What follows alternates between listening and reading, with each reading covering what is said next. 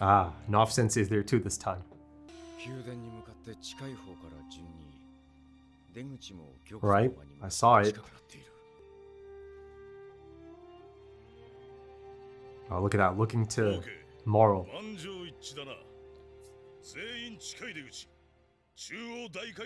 Whoa. I mean, that's iconic at this point, isn't it? That imagery. Oh, she's from the group shot. Oh, it's her.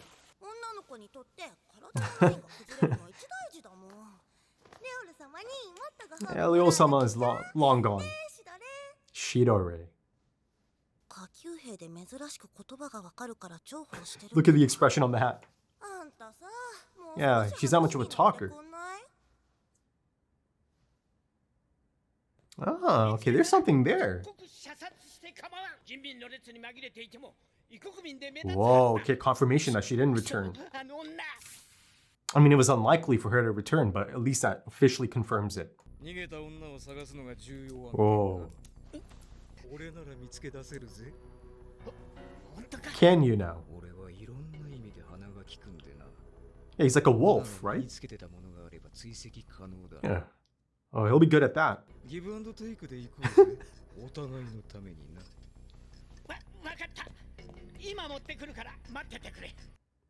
Now, I know I got a name a couple of episodes ago.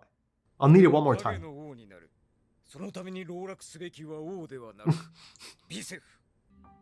Oh my god, no, yeah. That's a slip up, man.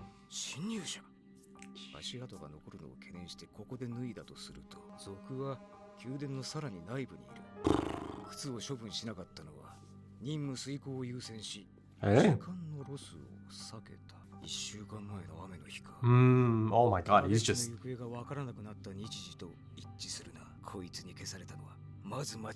He's pretty spot on for the most part. Sure did, you're not gonna find it, but...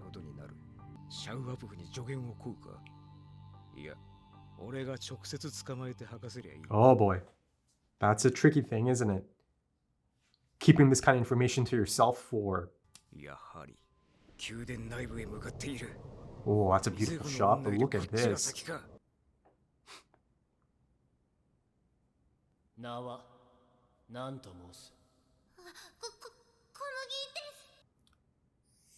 It's had an impact on her as well. Oh, look at this. Her mental image of him. There's respect and perhaps even affection there. Yeah. The king with no name, eh? Oh. How about that? Yeah. A bit disappointing, isn't it?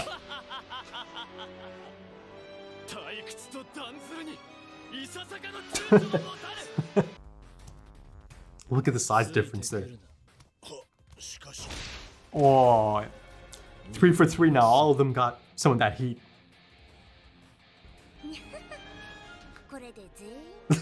She picked up on it.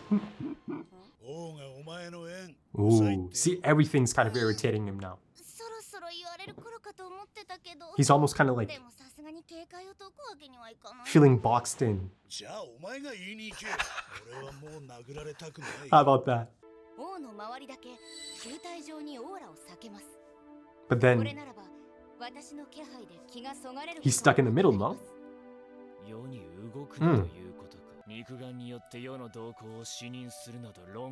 Yeah, it's all of a sudden everything's kind of suffocating him. Yeah. Neferpita's gotta be... This is a delicate situation right now.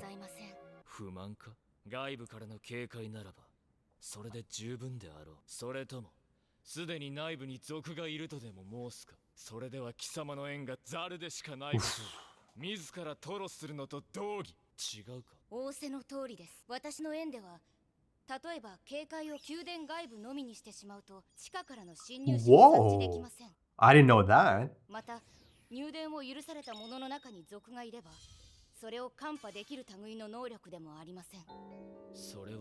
There's still no mention of Palm.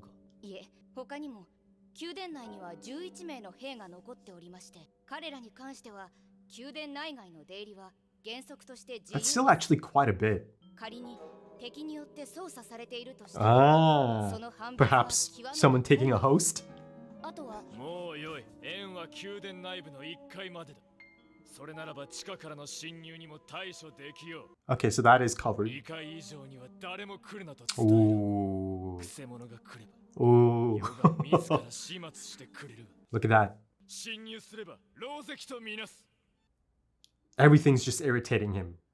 俺は一体どこにいりゃいい Oh no, 2 Yuppie. 階と1階をつなぐ中央大階段ですかね。それにしても王は最近不機 Yes, yes, yes. More of やっぱ this. 軍議の負けが相当悔しいってことか。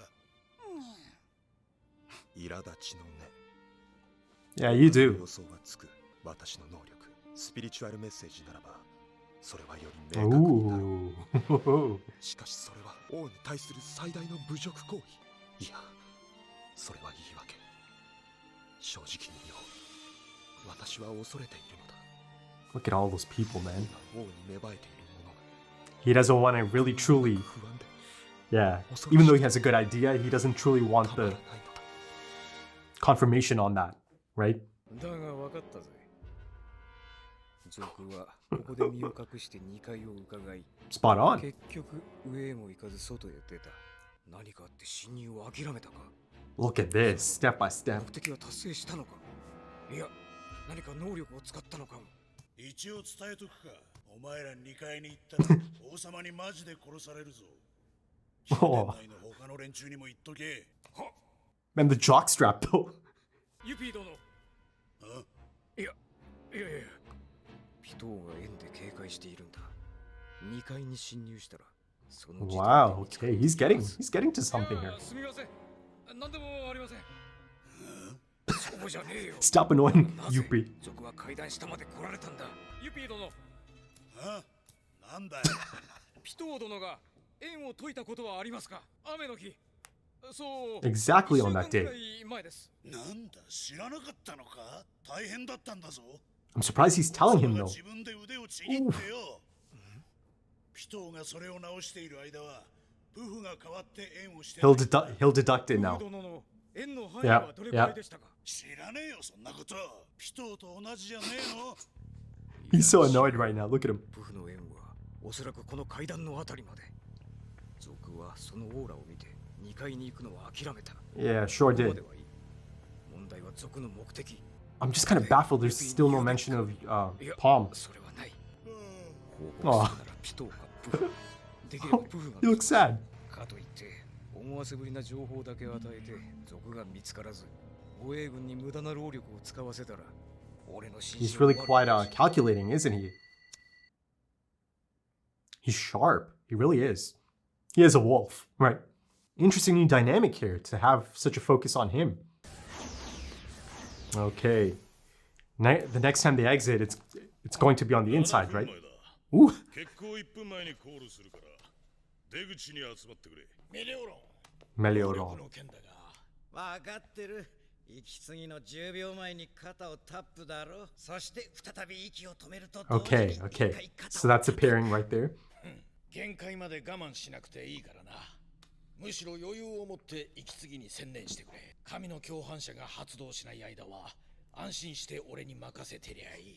You sure can. Anxious. 無理しねえで一本吸ったらどうだ。奴らの嗅覚を舐めちゃう。あー一発で命取りだ。 He's not able to smoke. タバコの残りがで追跡するのも朝飯前。 And that's having this effect on him. 息継ぎの瞬間 KO されても不思議ね。だと思うがリスクはなるべく排除しておきたいからよ。 Again, realistic. したくはないからにゃ。これで護衛軍が宮殿にいないってパターンはほぼなくなったな。Adorable. 完全にじゃないんだ。まあ 100% 王と奴らは近くにいるよ。それは言い過ぎ。もっと他の場合に気持ちを備えてねえとハプニングで体動かねえぞ。お前は奴らの忠誠を知らねえからそう言うけどねえんだって。その場合は王がいれば側近もすぐそばに必ず This is how you know they're actual friends. だからそう思っててもいいから違う場合も頭に入れとけって。具体だよ。あんな場合やこんな場合もなぜこの土壇場で揉めることができるんだ。 Look at God. あるとすれば女だな。 Ooh. 王の目的の一つが繁殖だろう。 Okay. I mean, 宮殿内で王が何やってんのか疑問だったが、子作りこれで決まりだ。なるほど。もしかしたらビゼフが女性を調達したのは王のためかも。 oh, that's a great shot. パームが王と計画に変更はない。 Change the topic, right? どんな状況にいようとだ。ゴンは分かってないだろうな。突入前に気づいてよかったな。覚悟なしでそんな場面にぶち当たってたらフリーズ確実。きっとまだまだあるからな。想定外の状況。 There's quite a few actually. まだ何か引っかかってる。分かってるな。パームのことはパームに任せろ。どんな場面でもピトを一匹に集中し That's not going to be an issue. そこにこの気持ち、 Mm. もやもやの答えがある気がする。 You're on the right track, man. 王はなんで自分自身を傷つけたんだろう。ちょっと待てよ。それはあくまでお前たちの推理。 But there's ああ、でもそれ以外 Yeah. 考えられないってのは認めただろう。でも引っかかるんだ。突入3分前。この状況でまだそれを考える価値があると思う。 but it's also really realistic. It is. 自分で自分を傷つけるのはどんな Punishment. 時か。 Penance. He knows all about it. 自分が Mm. 許せない時。自分を許せない時か。妥当な推理だな。しかしそこから導き出される王の性格は無機質な暴君ではなく誇りを持つ為政者。確かに。プライドを守るために痛みを避けないタイプ。 This is something the chairman's going to find out as well. Oh 俺 my の経 god. 験上、そういうやつは意に沿わぬ説得には決して応じない。トップが折れない限り、護衛軍もまた。 But he is open to compromising. He just did. 覚悟していけよ。王の自傷行為、第三者の存在。この過程から紡がれる正解が Because you just don't have 出てい the, ない。 you can't fill in that blank. It's impossible. その答えの意外さが Oh. 最悪の場合、俺たちの計画を It could definitely 全て狂わ change せ the た。 plans. 時間だ。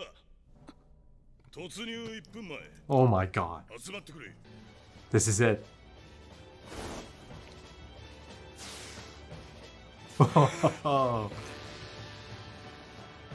Flutter. Oh, he is gonna be host. 10秒前からカウントを始める。行くぞお前ら。 Let's do this, boys. 荒くくれよ。 Okay, so Ikalgo's ability is a key component, right? Because now there's a different element of him being able to blend in, right? That he's meant to be there as Flutter. Okay, the calm before the storm, part 2.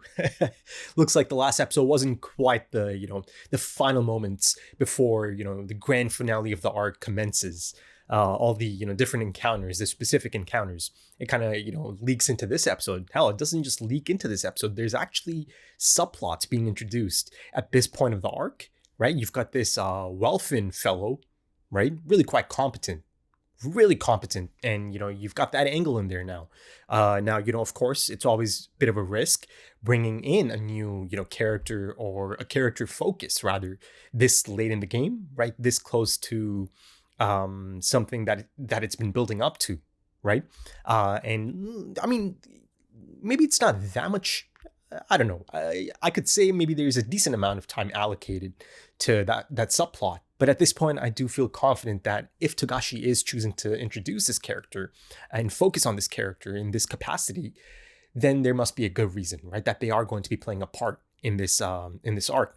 Right, in again the grand finale of this arc, and of course I'll focus a bit on that in a bit, and the connotations of this character's actions at this point in time, and his motives and all of that. Right, at this point it's the 1 minute countdown. Right, Moral told them, okay, once there's just a minute left, I'm gonna call you up to the exit, right, and then count it down in the final 10 seconds. I believe that's the case here, right? So by the end of the last episode, it's 10 minutes to go. Right. And then in the beginning of this episode, they have to make the choice, right? Pick the portal to exit from. And then, of course, they end up, or Moral ends up signing off on, okay, Let's pick this one, the one that exits right beside the staircase to the second floor.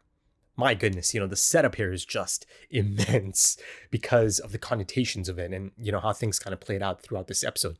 And who they're about to actually run into sitting on that staircase, and who Montatu Yuppie is about to run into. I mean, both parties are in for quite a shock, right? Quite a shock to the system. Yes, Knuckle confirmed that, Moral Sensei is going to have a smokescreen present, but still, neither one of the parties are expecting anything to be there, especially our extermination squad, right? Montatu Yuppie is going to be on the lookout, right? The whole, idea about possibly attacking or getting attacked from the basement, from underground, and all of that. Sure, so he's a little bit on alert. It's part of the gig, but our extermination squad, right? They believe that the Royal Guards are meant to be close by, right? They have no idea that the king is going through something here. That essentially, the impact, the influence of this unknown third party, unknown to the extermination squad, though Killua gets really close, right? He gets as close as you can without actually cracking it because he doesn't have that final piece of the puzzle. It's impossible to deduce the final bit, right? It's just not. It's not. You can't make any logical jump to that conclusion, right? He got as far as he could. That third party, he believes, Killua certainly believes, the presence of this third party, and again, perhaps the impact and the influence that this third party might have had already, leading to some of these really strange things that might be at play, like the king injuring himself, right? He believes that, that their presence, the third party's presence, could be a massive speed bump, right? It could really throw everything upside down, throw it on its head. All the plans go out the window. But again, Killua's really been reiterating this idea, right? Or this expectation of, expecting the unexpected, right? That should actually be a normal thing. That should be the norm. They should be going in there with, the thought process of, okay, even though they have a plan, be ready to assess the situation at a moment's notice because things can change and in a split second, and you could come up against something that you're not meant to come up against. Exactly how it's going to play out, right? They are going to come up against Montatu Yuppie, right, and get a shock to the system, a mighty shock to the system. Hell, even Montatu Yuppie is about to have a bit of a shocking moment, right? It might take him a few seconds to actually, gather himself as well, because he's about to see a bunch of them, a handful of them, just pop out of there, one by one, right? Actually, no, 2 at a time, perhaps, or even more, 3 at a time, jumping out, including a Kalgo, right? Bit of a spy situation going on here. His ability is going to be at play. I knew it's going to be at play in some capacity. I just didn't know, they didn't explain it at all. They didn't really touch up on it up until this point. So this is it, right? He'll be acting as someone on the inside. And the thing is, Neferpitou actually mentions the possibility of this earlier on in the throne room, right? That she's not able to differentiate if, an enemy is controlling one of our soldiers, 11 soldiers at that are still meant to be present or are allowed, inside and outside of the castle to come and go, essentially. And, like I said, that feels like quite a bit. It's surprising that they have kept that many around, right? And look at that, one of them is going to be used for that purpose exactly, through a Kalgo. So Flutter is about to be reanimated. Hell, he has been reanimated already. I mean, it's a bit of a jarring sight, it's like, let's go, boys, this is it. As, Moral's giving his final push. And, the thing is, it's actually quite crucial that Moral kind of brings them all together again, because there's a bit of, second guessing, a bit of, overthinking, perhaps, at least from some people's perspective, because Killua certainly doesn't believe that there's a thing such as, overthinking. You can never overthink. That's his perspective. That's his approach. And everything he said is essentially about to be spot on, right? About being prepared for the unexpected, about the third party and, it affecting their plans. And, it's not even a case of just, it's going to, ruin the plans. Once they come across the situation, once they see that, okay, this is a blind girl, it's a civilian. But of course, there's certain connotations, but at the end of the day, they don't... It's tough to say, right? You would expect them not to want to hurt her, right? So yeah, they're going to have to reassess at a moment's notice how to kind of approach that situation. But holy shit, man, I keep kind of thinking about this situation that's about to play out, right? Montata Yuppie coming across a bunch of them all of a sudden. And of course, the extermination squad coming up against Montata Yuppie, right? Listen, Montata Yuppie is, yeah, he's quite menacing looking, but after he got struck and then, just him afterwards and him, being afraid to actually go back to the king and telling Neferpitou, okay, you should go tell him yourself then, I actually felt bad for Montata Yuppie, on multiple occasions throughout the episode after he gets hit by the king. Isn't that interesting, right? He's meant to be this really, again, aggressive and menacing looking fellow. But yeah, I don't know. I just kind of felt bad for him. I felt sad for him at times. I mean, I'm not saying that, I felt fear or anything, or that I'm terrified of him or afraid of him, or afraid of the things he's capable of. I mean, I'm kind of afraid of the things he's capable of because at the other end of it is going to be other characters as well that I like, right? The extermination squad members. So yeah, in that case, let's make it clear. I've got concern for both sides at this point. Now, let me kind of clarify, this idea of not picking sides here. I'm not saying that I don't care about, the members of the extermination squad. Of course I do. Some of these characters have been there since day one. Of course I care about them, right? It's just that, I'm not actively kind of cheering them on to, defeat and kill some of the characters on this side, Now, of course, you have to be realistic. There is going to be death, and realistically speaking, perhaps more death on, on the king's side, essentially. I mean, unfortunately, in this really specific case, from a narrative perspective, yeah, they kind of have to defeat them all, right? Ultimately, defeating the king, killing the king. That's always been the ultimate goal here, right? Giving the chairman a chance at that. But yeah, I just wanted to clarify, of course, I care about these characters, Gon, Killua, right, since day one and all of that. But, many of you have been around for a long time, it's rare for me to be really tribalistic. And the thing is, if you go about the writing of this story arc and, this portion of it specifically as well at this point, I think it's by design that, the audience is going to end up caring for. King Meruem for the royal guards. Maybe I'll speak for myself. I most definitely care about King Meruem and his journey of self-discovery and just his character arc, his progression, his really unique relationship with Komugi. And then of course I care about the royal guards. All of them are so unique, and I'm really, really quite attached to them as well. I mean, just a few moments ago, I'm speaking of how, I feel bad for Montata Yuppie. But, speaking of one of these really fascinating characters, King Meruem, right? Though, of course, that's King Meruem to me. He appears to be a nameless king, right? I mean, that line of dialogue there, right? The understanding of his inauthentic existence at this point. He's clocking it, openly clocking it, and acknowledging it as well, right? A nameless king in a borrowed castle. I mean, throughout the episode, you see that he's kind of in a sulking phase, isn't he? King Meruem.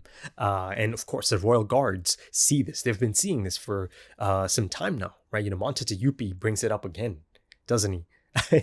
Gets a really interesting reaction out of Neferpitou, and then, of course, FILMBuFF as well.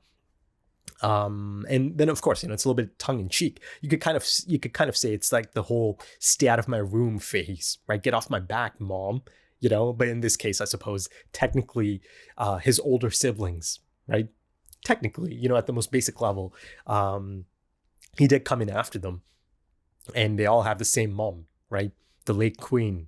So yeah, it's like I said, it's a delicate time and a delicate situation, and it's interesting how each one of the three royal guards handle it. Because at this point, you see that the king is lashing out or looking for reasons to lash out.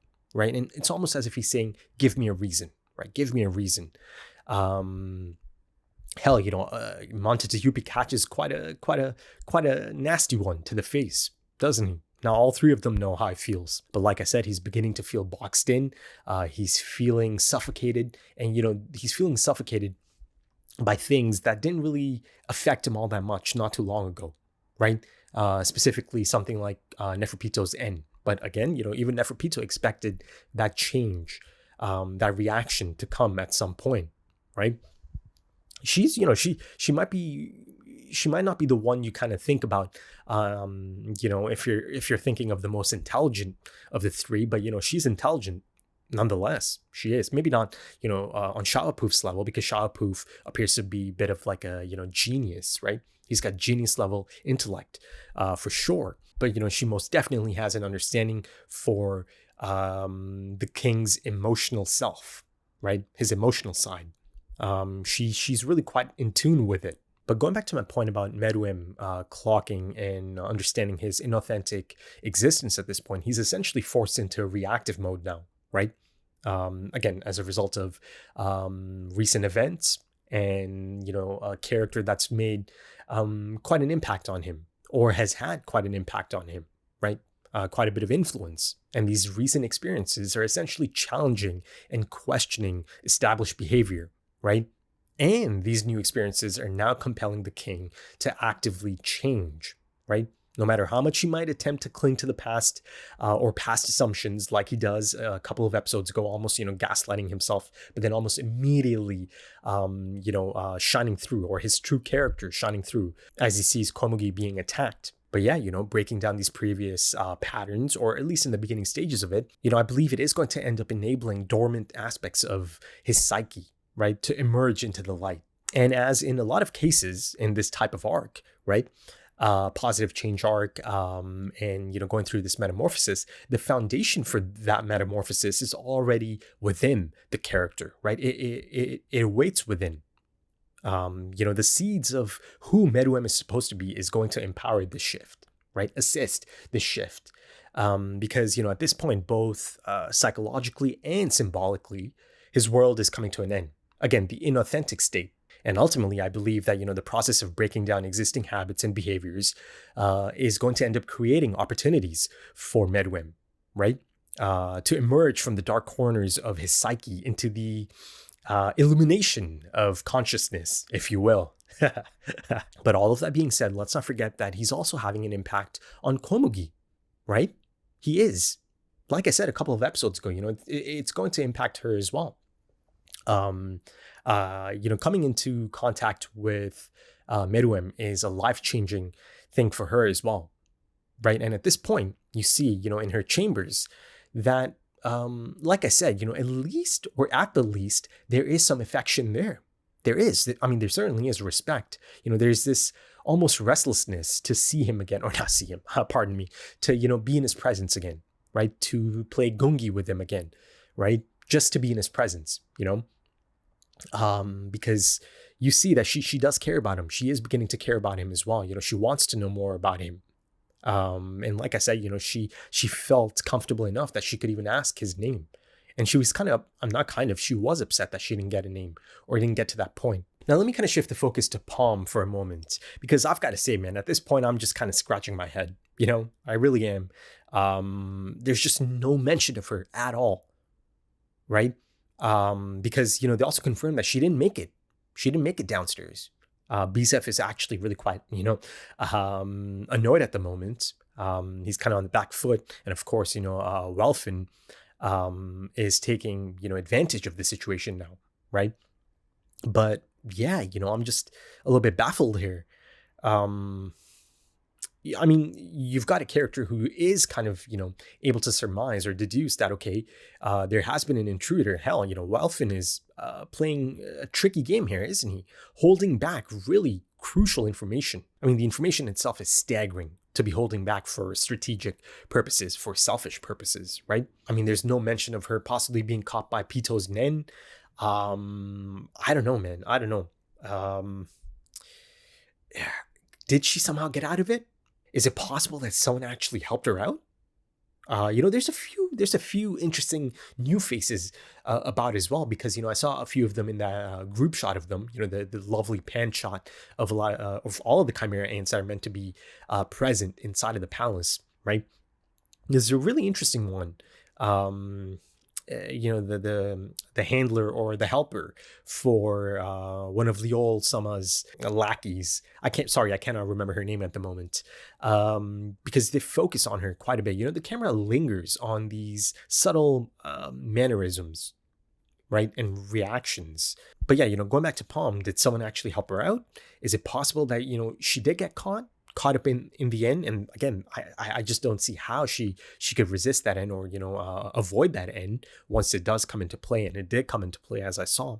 Did she maybe spin a story and, maybe bring up FILMBuFF, right? But the thing is, no one's questioned FILMBuFF. So that tells me it's not that either.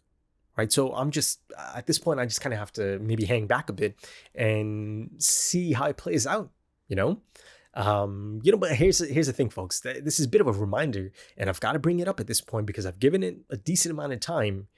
Still no signs of Gyro. I think at this point, maybe it's safe to assume that, Gyro is not really playing a part in this anymore. Because listen, I've seen enough of Togashi's writing at this point to say that I think it'd be really kind of out of place for a Chimera ant all of a sudden making an entrance and making a massive play, right, in this final phase of the arc, these encounters and all of that. I just don't feel like that's a possibility here. But I think at this point I'm going to have to throw in the towel and kind of just accept that he's not about to be a part of this plot. But it just I'm not even able to make that jump. I mean, why exactly or how exactly is he not even around anymore?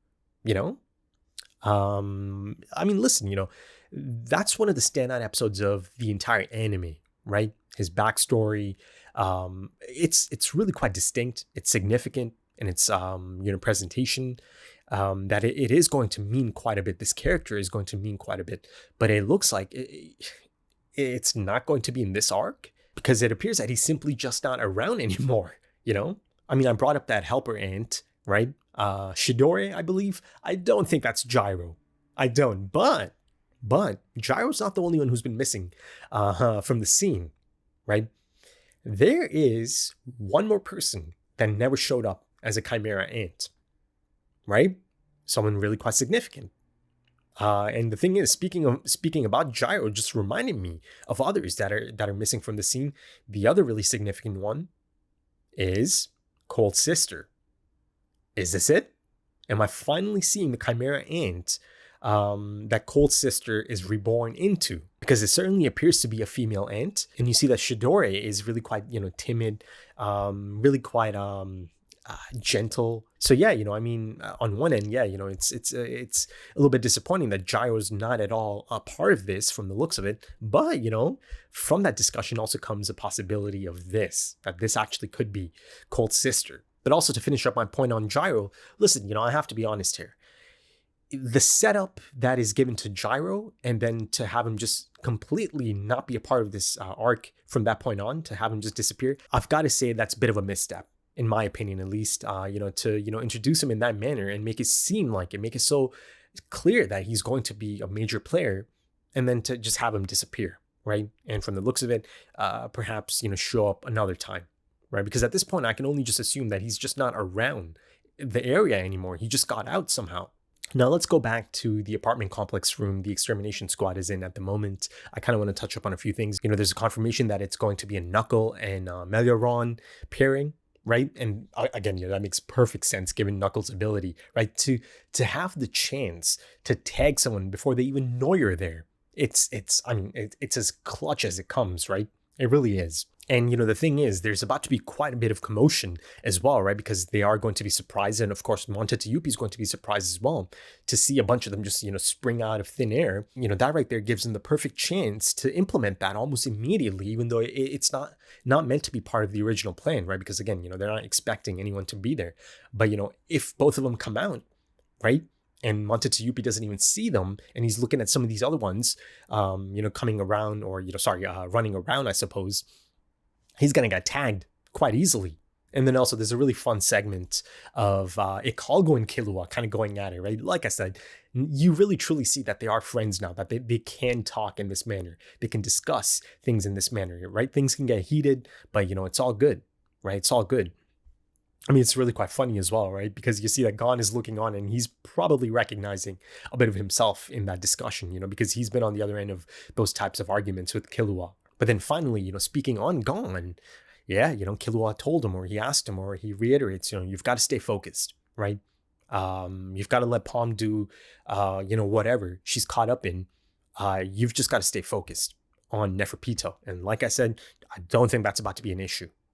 And I think I even discussed it in the last episode, right? There's a strong possibility that he's about to be laser focused, tunnel vision, right? Maybe too focused, to the point that he might actually end up losing sight of other really crucial and important, things in the process or in his life as well, right? And then ultimately possibly just completely lose himself. I've been dreading something like that for a long time now, right? Like I said, you go back to episode 85, I've always felt that it's been paused, it's been put on hold. There's always this feeling of dread, right, surrounding Gon, that ultimately he could end up surrendering himself to this, to his own self-destructive nature. That is kind of brought up in this episode as well, right, in terms of self-harm and any reasons you might have for that. And this is around the time they're discussing the King's Own, self-harm episode. Oh, actually, there is one more thing I should be discussing. And, there's an interesting new dynamic presented, but then it's almost kind of taken care of, right? This whole aspect of her, or by her, I mean Neferpito, not being able to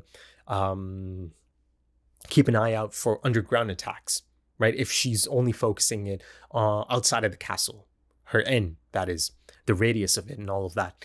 So I thought, okay, this is new information, and I didn't think of the possibility of the chairman actually emerging from beneath, right, alongside his acquaintance and all of that. But then that notion, that idea, is immediately kind of shut down or clarified rather, that they are going to have an eye out for people coming from the underground. It's going to be covered. So that takes me back to the initial thought that I had: death from above, right? Now listen, I have no idea how you could execute something like that. I kind of almost jokingly, put out the idea of, Nav installing or, establishing a secret, sky portal or something. I know. I'm just, it's a bit tongue in cheek, but let's kind of stick to that, right?